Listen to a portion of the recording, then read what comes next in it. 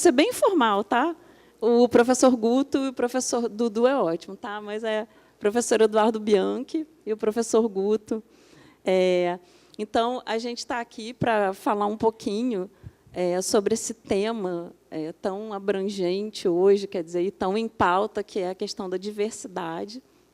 Obrigado pela presença de todos. É um prazer estar aqui para poder tratar desse tema da questão da diversidade e também da questão da diversidade de gênero. O que a gente pode esperar, eu acho que hoje também é uma parte dos debates que vai trazer um pouco do nosso trabalho no mercado, né, de uma forma geral, e como a gente enfrenta essas questões e produções voltadas para a questão da identidade de gênero. Né? Então, assim, a minha proposta hoje é também trazer alguns casos que a gente observou ao longo da história da imprensa e ao longo da história da mídia, né, em que a gente confronta esse discurso que muitas vezes vai dizer respeito à individualidade da gente, né, e, sobretudo, sobre a presença dessa individualidade no coletivo. Então, assim, obrigado pela presença. Eu acho que é isso, a princípio. Nigeriana chamada Chimamanda Adichie, né, em que ela é, na verdade, um ícone atual, né, para a discussão do feminismo, e especificamente de um feminismo das mulheres negras, né, quer dizer, voltado para essa questão. I'm a storyteller, and I would like to tell you a few personal stories about what I like to call the danger of the single story. I grew up on a university campus in eastern Nigeria. My mother says that I started reading at the age of 2, although I think 4 is probably close to the truth. So I was an early reader, and what I read were British and American children's books. I was also an early writer. And when I began to write at about the age of 7, stories in pencil with crayon illustrations that my poor mother was obligated to read, I wrote exactly the kinds of stories I was reading. All my characters were white and blue-eyed. They played in the snow. They ate apples. And they talked a lot about the weather, how lovely it was that the sun had come out. Now, this despite the fact that I lived in Nigeria. I had never been outside Nigeria. We didn't have snow. We ate mangoes, and we never talked about the weather because there was no need to. My characters also drank a lot of ginger beer because the characters in the British books I read drank ginger beer. Never mind that I had no idea what ginger beer was. And for many years afterwards, I would have a desperate desire to taste ginger beer. But that is another story. What this demonstrates, I think, is how impressionable and vulnerable we are in the face of a story, particularly as children. Because all I had read were books in which characters were foreign, I had become convinced that books, by their very nature, had to have foreigners in them and had to be about things with which I could not personally identify. Now, things changed when I discovered African books. There weren't many of them available, and they weren't quite as easy to find as the foreign books, but because of writers like Chinua Achebe and Kamara Laye, I went through a mental shift in my perception of literature. I realized that people like me, girls with skin the color of chocolate, whose kinky hair could not form ponytails, could also exist in literature. I started to write about things I recognized. Now, I loved those American and British books I read. They stirred my imagination. They opened up new worlds for me. But the unintended consequence was that I did not know that people like me could exist in literature. So what the discovery of African writers did for me was this. It saved me from having a single story of what books are. Tem livro da Chimamanda que foi feito a partir de uma palestra dela, que ela faz quase uma apologia, quase um convocatório. O título é Sejamos Todos Feministas. E quando uma mulher negra faz essa convocação, Sejamos Todos Feministas, é porque nem todo mundo que é mulher pode ser feminista. Isso é lógico, é um debate. Tem vários grupos feministas que não acham que os homens podem ser feministas. O que o homem não pode fazer é tomar a palavra, porque, de fato, a gente não sofre, passa pelas mesmas questões. A gente pode ter outras questões, no caso de grupos homossexuais, de gays, mas são questões diferentes. Por vezes, são questões que vão negociar o espaço de fala, o espaço de sociabilidade, mas são outras questões, são outros processos históricos que a gente tem que analisar. Então, pegando o gancho da Chimamanda, da questão do perigo da história única, pensar que a gente vive numa sociedade cada vez mais, ou cada vez menos, monolítica, ou que cada vez mais se apresenta com muitas possibilidades de fala. E o lugar de fala, hoje, é realmente um espaço muito disputado. Justamente porque você pode ser mulher, ser feminista, e tem outras questões que atravessam a sua vida que não perpassam por aí. Né? Ou questões sociais, econômicas, culturais, enfim.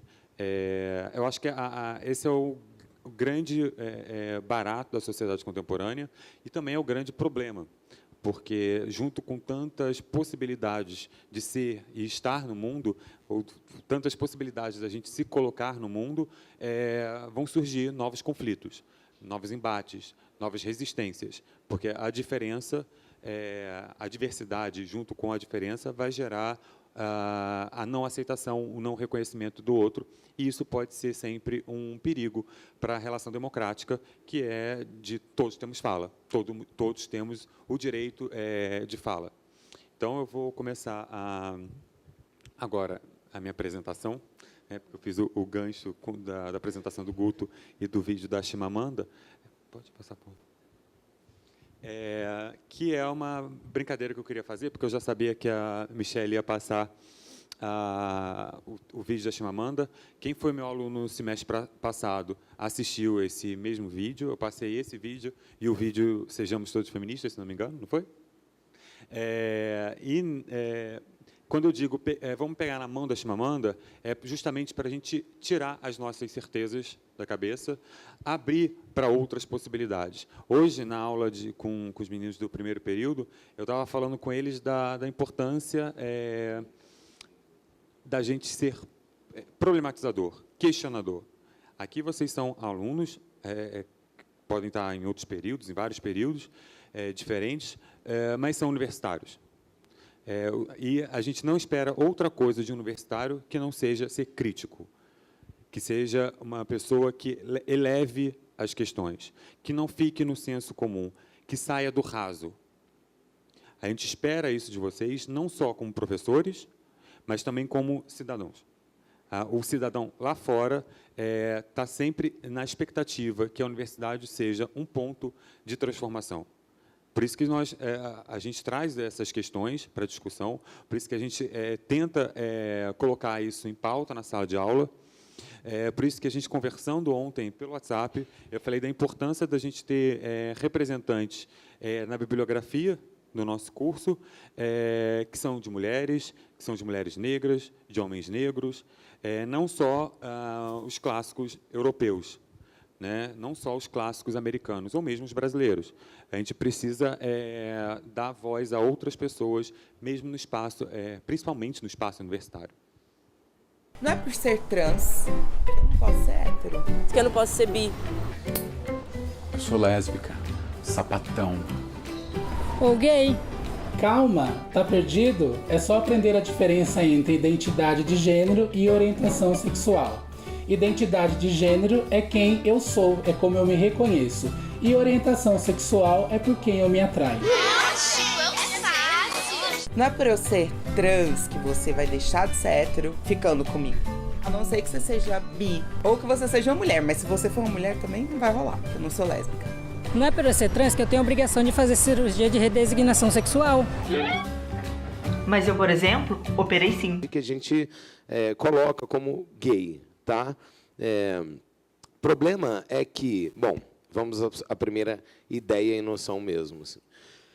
Uma pesquisa divulgada pelo Grupo Gay da Bahia, que foi republicada pela agência pública, a apublica.org, ela estava mostrando como que o Brasil assim, é um país que mata, né, muitos homossexuais, tá? E muitos jovens negros, pobres, sobretudo, mas, ao mesmo tempo, como isso é contraditório em termos de representação. Quais são os personagens que nós temos hoje dentro de uma grande indústria que vão poder trazer essa representação de uma forma ativa? Em outras palavras, diferente de uma telenovela em que você tem, por exemplo, um ator interpretando o gay, mas esse ator provavelmente não é gay, então ele não vive aquela realidade. Dessa forma, nós temos os ativistas, tá, ou os personagens gays, dessa vez, ganhando espaço na mídia e ganhando voz. Como, por exemplo, óbvio, não tinha como deixar de citar, o Pablo Vittar. Né? A gente tem esse ícone e esse personagem, né? Esse artista que hoje está em muitos meios de comunicação, né? Mas, ao mesmo tempo, atraindo discussões sobre a questão do gênero, mas, dentro dessa pesquisa, uma das questões que foi colocada sobre o Pablo Vittar, que é muito interessante, foi o grande burburinho que toma conta da rede, da internet, tá? Sobre se o Pablo Vittar canta bem ou canta mal. E aí a gente começa a pensar na questão do discurso que acaba trazendo a questão de uma homofobia velada, tá? E que muitas vezes ela é revertida através da brincadeira, né? Assim, como hoje a gente traz a questão da identidade de gênero e ela está tão evidente nos meios e a gente começa a entender que não é legal você chamar o coleguinha, dependendo do contexto, de viado, etc., etc., a gente acaba, de forma agressiva e direta, né? E não agredindo fisicamente esse indivíduo, como a gente acaba incorporando, através do discurso e da história, mecanismos de preconceito que, muitas vezes, estão fundados no humor. Né? E aí eles estavam apresentando essa pesquisa e falando, então, por exemplo, como que, ok, a gente questiona aí se o Pablo Vittar canta bem ou não canta, mas, ao mesmo tempo, outras, digamos que entidades musicais, como Gretchen e Valesca Popozuda, não ganham o mesmo espaço dentro da discussão, porque a gente nunca discutiu tanto como a Gretchen e a Valesca Popozuda não são tão dotadas assim de um grande poder de voz. Né? Mas, ao mesmo tempo, o Pablo Vittar ele acaba sendo trazido à mídia para mostrar, e aí cantando, né, as negras americanas, Whitney Houston, etc. Então, como muitas vezes, dentro desses questionamentos aí, a gente pode trazer esses preconceitos que, muitas vezes, vão acabar se tornando funcionais na sociedade. Eles podem acabar alimentando imaginários que vão culminar em atos de violência e ainda mais opressão. Tem aqui do corpo feminino, etc., todas essas questões elas têm que sair da esfera do senso comum, que é a esfera da mídia. Porque os discursos que são massificados estão radicalmente contrários aos discursos da pesquisa, tanto nas ciências biológicas quanto nas ciências humanas. O campo científico já superou essas visões que são massificadas.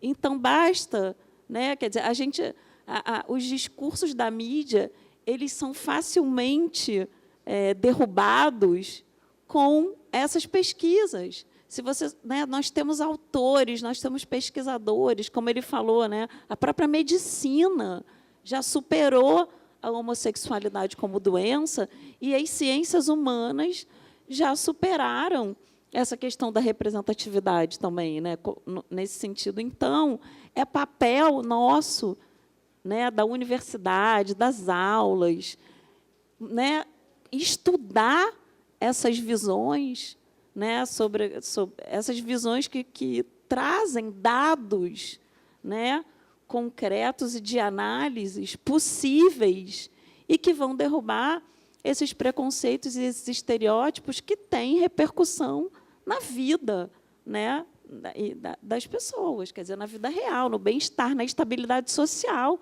dessas pessoas. Tá? Então, pessoal, eu quero agradecer muito o professor Guto, o Eduardo, Paula, e a presença de vocês, e chamar vocês aí sempre para essa luta, né, da desconstrução, e porque eu acho que é um papel nosso, né, do universitário, trazer um pouco esse outro olhar, né, esses olhares que a própria pesquisa, né, traz sobre esses temas. Tá? Pessoal, muito obrigada. E a gente se vê aí nas aulas. Parabéns.